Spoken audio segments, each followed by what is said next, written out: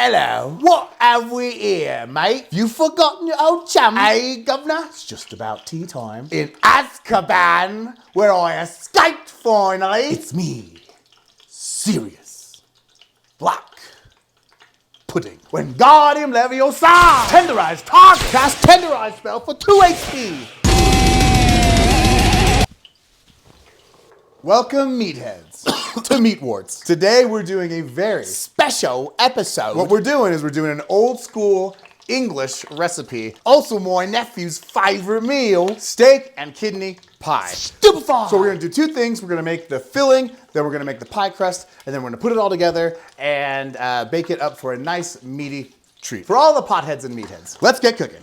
So first off, we're gonna check our cauldrons. Today, we're gonna do a couple things. We got a cauldron of tallow cooking. Please check back on our episode, the tallow episode, to learn how to do this yourself. Make a quick little batch of tallow to help with our recipe because I forgot to make some yesterday. Because for a certain spell, I need the flesh and the fat of a fell beast. We're gonna take a fresh batch of tallow. Don't even look. Can't look at the fell beast. You can't make eye contact. I don't know why. We'll get this back and let this potion going. We're gonna let that just start to warm up a little bit. You can hear the bubble boiling brew. Double, double, toilet trouble.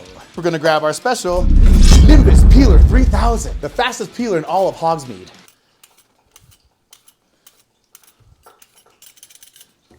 Peeling these fucking carrots, you know what I mean? Fucking wicked, mate. Fucking Oasis, mate. Fucking mop it. 2 carrots, we're gonna peel a parsnip real fast.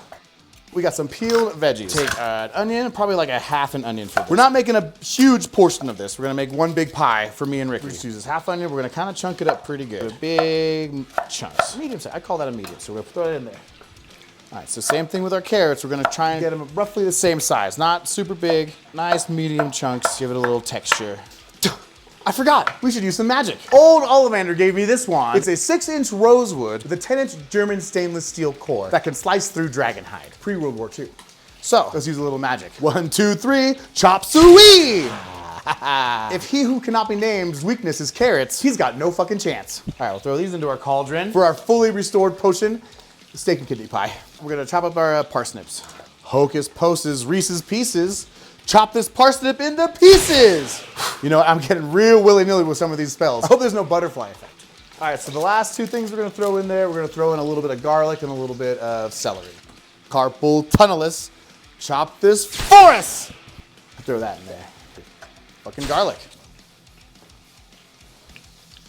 Part of the spell. Fucking garlic's also a levitation spell. Nice little mirepoix. Just a wee bit of a mirepoix. For the parsnips, celery, carrots, and onion. We're gonna go to the meat next. I've already sacrificed the blood of a and next we need to get a little bit of bubbling troll fat for our stew. So for the meat today, for a steak and kidney pie, for the meats that we're using, we're gonna use a chuck eye steak. This is the very end of the chuck roast. You can actually grill this. This is a pretty decent steak. It's also known as the poor man's ribeye, but pretty decent steak, so we're gonna use that. And then we've also got beef kidney. So why don't we head back on over to the periodic table of beef to learn a little bit more about chuck eye and beef kidney. Brought to you by Christensen Ranch. ChristensenRanch.com. Fly us away.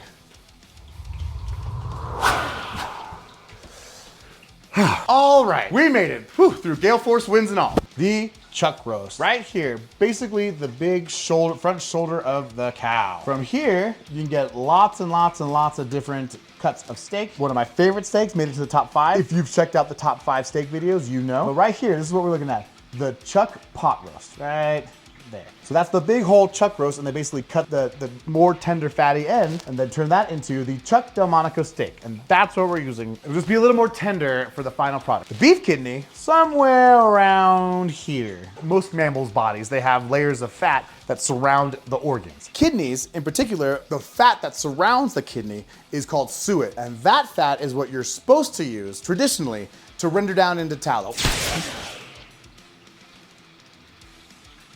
Sorry, I forgot about that spell. Let's head back on over and check on the cauldron. Loosey-goosey, vamanusi.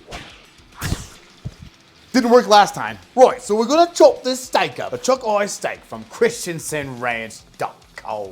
Nice, big, meaty chunks. The chunkiest. That was my nickname in high school because I was fat. We're gonna kind of keep out these big chunks of fat right there because we don't want it too fatty just for the consistency of the gravy later. So this big kind of chunk of fat right here, we're gonna, actually, no, we're gonna throw it into our towel. Hell yeah, it's easy. Reduce, reuse, retallow.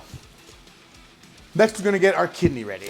We've extracted a kidney from a beast that plows the fields. What you want to do with the kidney is, this is a really big piece of fat. That's like a tiny little piece of suet right there. So what we're gonna do is, we're gonna take our meat knife and we're just gonna kind of cut around it. Cut around right there.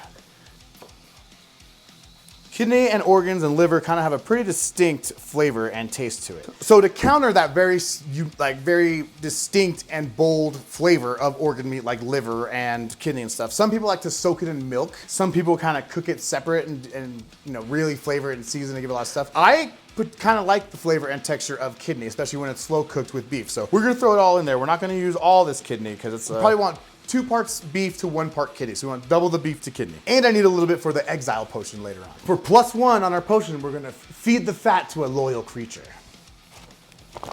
So kind of big, meaty chunks. That's good right there. All right, so we got our kidneys in there. So what we're gonna do is we're going to give that a coating of flour with a pretty generous portion of seasoning and throw that into our vegetables. Some people do this first, do the meat part first, then vegetables. That's what I like to do a lot of times when I'm just cooking a thing of meat. But for this in particular, the kidney, again, has got such a strong flavor. I'm really roasting down the vegetables to bring out a lot of the vegetable flavor. It's gonna kind of counter a little bit of that really strong kidney flavor. I'm doing it in reverse because I really want to pull a lot of the sugar and the flavor out of the mirepoix that we're doing. Carrots, parsnips, onions, they all got natural sugars, and the more you cook them, the more you kind of draw it out. So they're almost gonna be like a little bit caramelized, a little bit roasted. So we got some color on them. And that is on purpose. And that's why I'm doing these first, because I took these down low and slow. It smells sweet. There's a sweetness to it. Instead of using milk, which also has got sugar in it, is sweet, we're gonna kind of use the vegetables to do it instead of soaking it in milk and just kind of move things along. So that's just the reason why I'm doing it. If you make steak and kidney pies at home and do it differently, do it exactly the way you like to do it. This is just adding a little bit of layer of flavor to the way I like to do things, so. Right there. All right, so we've got really nice color on our vegetables. Again, I guess this might not be a traditional way to do it, but this is gonna bring out a lot of sweetness to balance the flavors with the kidney. So then we've got the Cookin Meat signature steak rub, salt, pepper, garlic powder, and dusted with flour. We're gonna throw this in with our veggies. Get them all nice and coated. So we're gonna cook that until the meat starts to get a little color, and we'll add a few things in there. So while we wait to get a little color, our steak and our kidney, just a quick reminder to visit www.cookinmeat.net, where you can browse merch, check out our latest episodes and clips, find your one true love, and don't forget to join our mailing list, www.cookinmeat.net. So yeah, we're getting a little color. That's exactly what we want. Color on the steak, there we go right there, color on the kidney, color on the vegetables. Go a little longer. I'm gonna add a bay leaf, let's get that roasted. And it wouldn't be an English dish without a bunch of Worcestershire sauce. I'm gonna add that in there. Get a little deglaze going, a Worcestershire glaze. Next, we're gonna give a nice big spoonful of tomato paste. Just kind of give it an extra layer of flavor and richen the potion and the gravy. Look at all that fond on the bottom. This is gonna be so good when we deglaze this baby. Tomatoey, got some color. We get a lot of sweetness from the vegetables. You can smell the kidney and the steak cooking. I'm telling you, it's a very distinct thing, but it's gonna be fantastic. So next what we're gonna do is we're gonna deglaze just a little bit of red wine for this one. It's not the top shelf stuff in the leaky cauldron. This is definitely the best they got at the Hog's Head. All right, so give it a little deglaze. And then right there, we're gonna scrape all this fond. Scraping all the flavor off the bottom of the pan. One more for the witch's brew. How about a little fire, Scarecrow? And your little dog, too. This was the Wicked Witch of the Northeast's favorite dish, which she used munchkin kidneys. All right, so we basically got, look at that. We just got a nice stewy thing already. Look at that, it already looks delicious. Next, we're gonna add a little beef broth. We're gonna add about a water cup's worth of beef broth. Some people also like to put mushrooms in here. I don't like mushrooms in there. I think that's another one of those things where you're kind of trying to like balance the flavor out with some of that kidney flavor. But I think because we really roasted those vegetables, we added some tomato, we added some Worcestershire, we're gonna add a little bit of vinegar now. I think that's gonna really balance that kidney flavor out. So you're still gonna get the kidney flavor, but it's not gonna like, oh my God, I'm eating a kidney. So for now, we're gonna bring this up to a boil, and then we'll reduce it and let it sit and let it cook, and then we'll make our pie crust. To speed things along, we're gonna use our boiling spell. Double, trouble, boil, and bubble. So now that we got it going, we're gonna turn the heat down and we're gonna cover it. And we're gonna let that cook for like, you know, that chuck eye steak's pretty tender. The kidney's pretty tender. I bet you that cooks for, let's say 40 minutes for now. And I can't speed it up this time because I used all my mana earlier. All right, you meaty potheads, let's check it out. It's been cooking for almost an hour. It's nice and reduced. It looks real nice and tender. It smells very steaky and kidney-y. Okay, so now we're gonna give it a nice little helping of seasonings. We definitely need some salt. Wow, you can really get the sweet from the vegetables from there. That's actually pretty good. We're gonna balance that with some salt, fresh cracked pepper, obviously, and a little secret, Coleman's English mustard powder. Just to go little beach. I'm just kidding, we know what that just, there you go. That looks and smells pretty good. I think we might have something there, guys. I'm just gonna do one more touch of salt.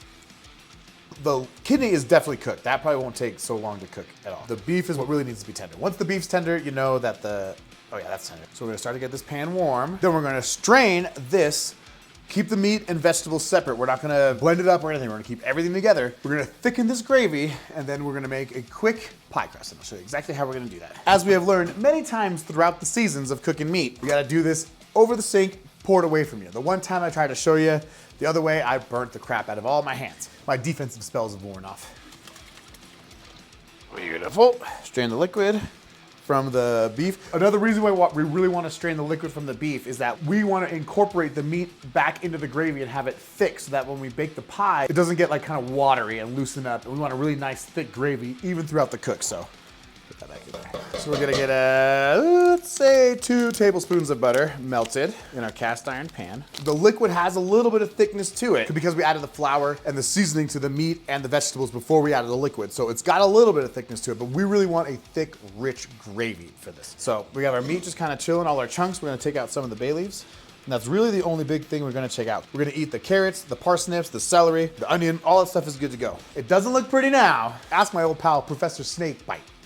We're melting down about 2 tablespoons worth of butter. Little known fact, this is the same butter that they use to brew butterbeer in the Leaky Cauldron in Hogsmeade. I know the barman, he owes me a favor. We've also pretty much given up on any type of corporate sponsorship. But for all you independent butterbeer breweries out there, we're still open for business. Please send an owl with your information. All right, so turn the heat down. Just really thickening this.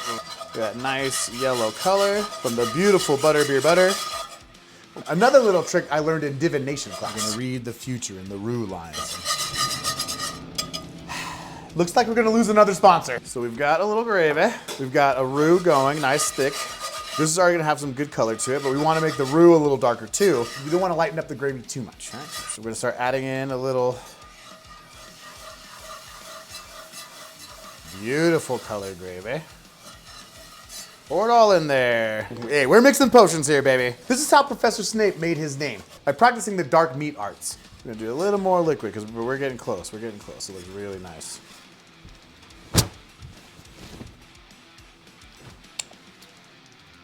Failed again, Potter. I think it's pretty good. All right, so here we go. We're gonna set this aside for the last little bit. This is gonna be really fun. We are not gonna make a traditional pie crust. We're gonna make a hot water pastry. Since we had very limited ingredients in Azkaban, we had to learn how to make pie crust any way we could. So this is one of the techniques we've developed behind those magic bars. So for this is 1 cup of water, and we're gonna mix that with 8 tablespoons of tallow. No tallow fresher than this. 7, 8. We're gonna put 4 cups of flour into this bowl. 1, 2, 3, and 4. Nice big helping of salt. Perfect. We're gonna whisk this all together. Let me clean my whisk. Just like that. Look at that beautiful, ancient grain, unbleached flour. Flour the way it's supposed to be. Then what we're gonna do is we're gonna make a little well. Basically just make a little spot in the center for it, and that's where we're gonna pour our liquid once our liquid is boiling. So one of the differences between this and like traditional pie crust is that we are not gonna let this cool or rest or anything. We're gonna make it, we're gonna boil it, we're gonna cook it up real fast and do straight into the oven. So I'm gonna preheat the oven to 375, and I'm gonna do that on my convection setting. Convection cooking versus like conductive cooking, I think is the other one. It kind of surrounds the heat more thoroughly and cooks a little bit faster. So since all these ingredients are warm, like 10, 15 minutes to get this thing cooked. If you don't have a convection setting, it would probably be about 30 to 40 minutes at 425. The reason why you want to make sure that this is boiling is because you want the fat and the water kind of mixed together. Right now, all the fat is sitting on top of the water because fat, rises and stuff. So once it's boiling, it's not gonna be like emulsified, but it's gonna mix together a little bit more evenly while we add this in there. So then you want to make sure if you put like cold butter or cold tallow in there, you want to make sure it's completely liquefied before you do this. So the boiling water is gonna start to separate some of the fats in there. We're gonna slowly mix this in the well. You can use a whisk at first, but eventually you want to use your hands. The reason why is because it's hot, boiling water. So you don't want to use your hands at first because you'll boil it yourself. I guess you can use a spoon too, but this is kind of what you want. You kind of want it to be big and doughy looking like this, right? All right, so we've gotten this incorporated enough and cooled down enough to where I can use it in my hands, and we're gonna knead this just pretty simply, just to get all the last little bits of crumbs up in there. All right, that's pretty good. For the pie crust, I'm gonna add a little flour to our cutting board. We're taking a nice little chunk out. We're only making one pie, so it doesn't matter that much. Throw this out. We're going to stretch this out pretty good. I like a nice, thin, flaky pie crust. So I'm gonna roll this out pretty thin. The bottom or the top. There we go. A little bit of pie crust. Not the best shape, but I'm not a baker, but I'll take it. We're gonna lube our pan. Put this bottom layer down in there first. I'm not a baker, right? Don't judge me. This ain't baking pies, this is cooking meat, right? The only reason why we're doing this is because there's meat in it, all right? So just you can judge me on my meat, not on my pie crusts. Good enough. Bang. So then we're gonna take our beautiful pie filling, steak, kidney, parsnips, carrots, celery, seasoning. Really nice. We wanna make sure we fill it all the way to the edges. Look at that. The house elves of Hogwarts couldn't do it better themselves. Next, we're gonna add the gravy. Again, this is where it was important to get the consistency right. We really want it nice and thick. Kidney pie, oh my God, this is gonna be so my ancestors are drooling in their graves right now. So now we have a gravy-filled pie. The last piece, we're gonna roll out our top piece of pie. Roll this out in all directions. Put it right on top of there. Look at that. You can do this with a fork if you wanna make it look pretty, but you can crimp it like that, you know? And that's how you get that pie look with a fork. We're patching up, hey, just like rolling blunts, sometimes you gotta use a little paper to make a Band-Aid, right? That's a little pie Band-Aid. All right, and we'll take all this extra pie crust off. Another thing you wanna do when you make pies like this is this is completely sealed. We need some place for the steam to go. So we're gonna just cut a little bit of pattern into here like this. That'll help release some steam. And you can get fancy if you want. Make a little design, draw a little happy face, draw a little dick. So our oven is almost preheated. This is one of the things we really want. You don't want to throw it in early. You want to wait for the oven to be completely preheated because it'll help crisp up the top layer of pie a lot faster than if you throw it in when it's not all the way heated. It'll kind of be like a slow rise and it won't be as crispy. So right before we put this in, we're gonna give a little egg wash on top, and that's also gonna help the pie crust crisp up a little bit. Mrs. Meat has her own cooking tool, so I'm gonna pull out Mrs. Meat's wand. She also got this from Ollivander. I have no idea what it's made out of. I don't understand women. Brush this whole top crust pretty evenly with egg.